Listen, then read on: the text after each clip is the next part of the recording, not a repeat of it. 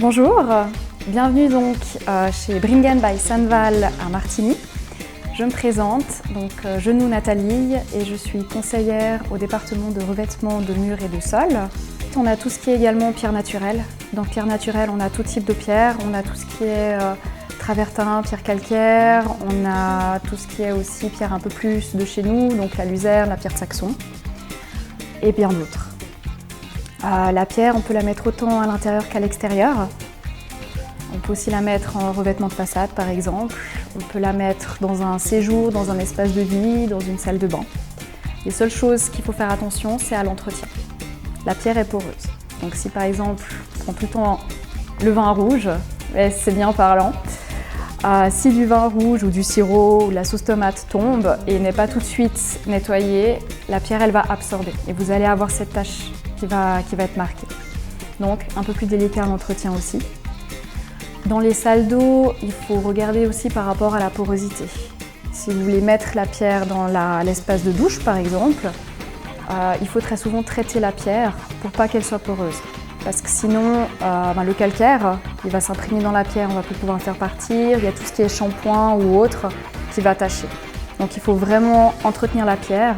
Et c'est pas un entretien une fois et c'est fini. C'est un entretien qu'on va devoir refaire avec le temps. Parce qu'à force de l'utilisation, à force de le nettoyer, le produit va gentiment disparaître. Donc c'est important de le remettre. Donc ça, je dirais que c'est un petit peu pour la pierre. Après, on va parler du carrelage, donc il y a vraiment le gros morceau. Donc le carrelage, il y a vraiment tout type de carrelage. On a des imitations bois, on a des imitations marbre, imitations pierre, imitations béton, on a des carreaux qui sont un peu plus unis, on a vraiment de tout. Donc ça c'est déjà une première chose. Ensuite on a deux types de carrelage. Donc on va avoir les faïences. Donc les faïences elles vont être spécifiques aux salles de bain.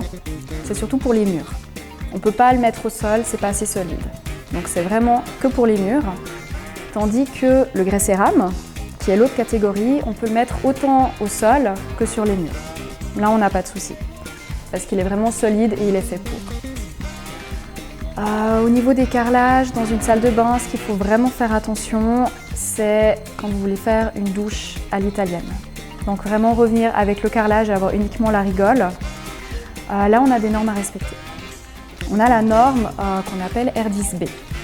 Donc, pour vous l'expliquer un petit peu, le R9, R10, R11, ça correspond un petit peu à la norme d'antidérapance quand on est en chaussures. Par exemple, pour l'extérieur, on est sur du R11. Parce que c'est plus antidérapant, on va moins glisser. Et le ABC correspond à cette même norme, mais à pieds nus. Donc pour les douches en carrelage, nous il nous faut du R10B. Parce que si c'est du R10A, pieds nus, ça va être trop glissant.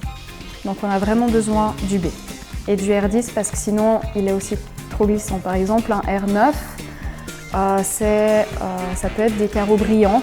Ou des carreaux même au toucher, on sent ils sont très très lisses. Donc c'est important.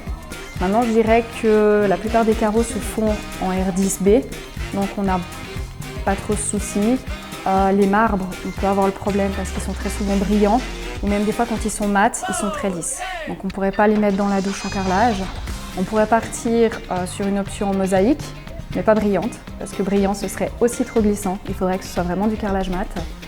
Ou alors après, ce serait trancher avec quelque chose de tout autre, faire l'espace douche avec un autre carreau qui a vraiment cette norme. Ce qui est important aussi par rapport au carrelage, c'est qu'on peut faire vraiment beaucoup de choses. Par exemple, si tout votre espace de vie est fait avec un type de carreau et que vous avez votre terrasse, donc tout en baie vitrée, et vous avez vraiment en visuel les deux parties et que vous aimeriez avoir tout du même. Très souvent, on a le même carrelage pour l'intérieur, donc en 1 cm avec la bonne finition. On peut l'avoir aussi à l'extérieur.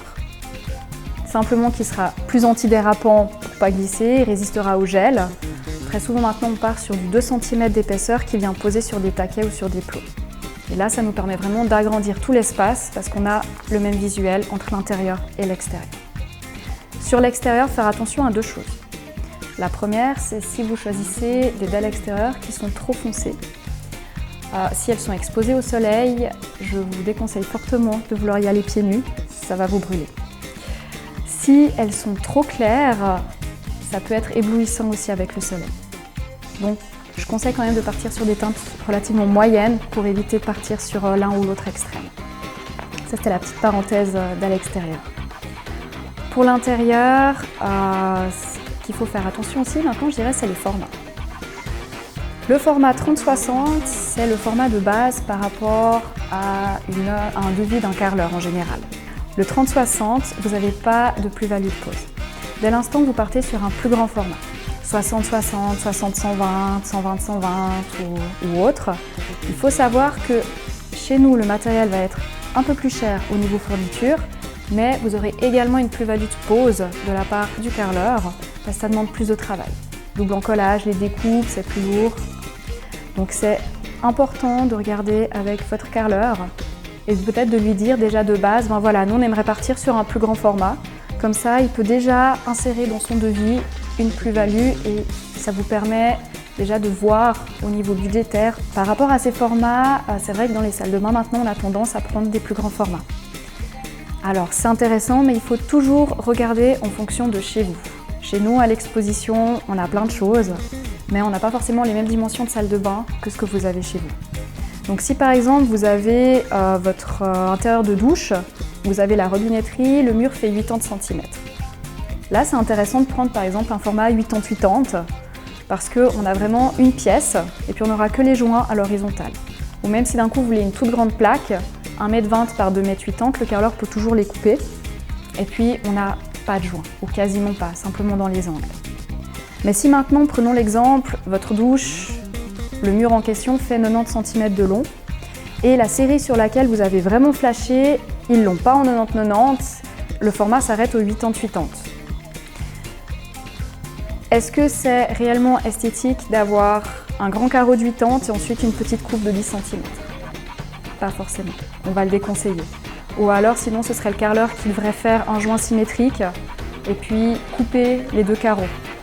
Et ça fait énormément de chutes. Donc dans ce cas-là, parfois il est quand même conseillé de prendre un format un peu plus petit parce qu'au vu du nombre de chutes et de découpes, le grand format ne se verrait pas. Les grands formats, ils sont intéressants, je dirais, beaucoup pour les effets marbre, les effets pierre, parce que, bon, pour tout en fait, vu que ça facilite quand même l'entretien, on a moins de joints. Mais je dirais spécifiquement pour ces types de carreaux-là, ça nous permet d'avoir vraiment le motif, le veinage qui suit sur une plus grande surface. Et ça va alléger la salle de bain. Donc ça, c'est vraiment un point intéressant. Dans les salles de bain, ce qu'il faut aussi faire attention, c'est que maintenant, enfin, avant, on avait tendance à partir sur des salles de bain très lumineuses. On voulait du blanc, on voulait des couleurs très claires pour agrandir l'espace et vraiment gagner en luminosité. Maintenant, il y a des tendances parfois où on va sur des salles de bain qui sont plus foncées. On part plus sur des carreaux anthracite, où on va être un peu plus, se sentir un peu plus, je dirais, comme on se sent des fois dans des hammams, un peu plus cocooning. Alors là, oui, mais par contre, il faut penser à avoir un très bon éclairage. Parce que l'éclairage de l'armoire de toilette ou du miroir ne va pas suffire, il ne sera pas assez puissant. Il va vous éclairer uniquement la zone du lavabo, mais par exemple la zone de la baignoire ou de la douche va être beaucoup plus dans l'ombre. Donc c'est important d'avoir des spots au plafond ou un plafonnier, mais avoir une autre source de lumière. Parce que sinon vous allez nous détester d'avoir cette salle de bain qui, oui, elle est foncée comme vous vouliez, mais par contre au niveau pratique, elle va l'être un peu moins. Donc ça c'est important.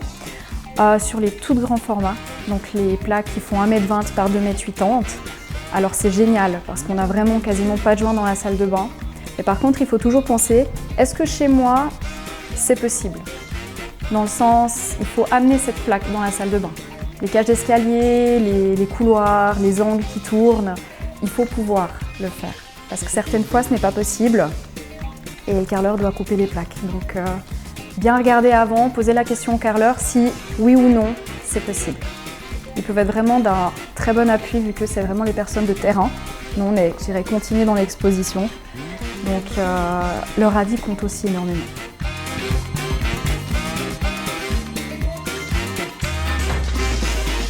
Bring them, lonely but ghostly.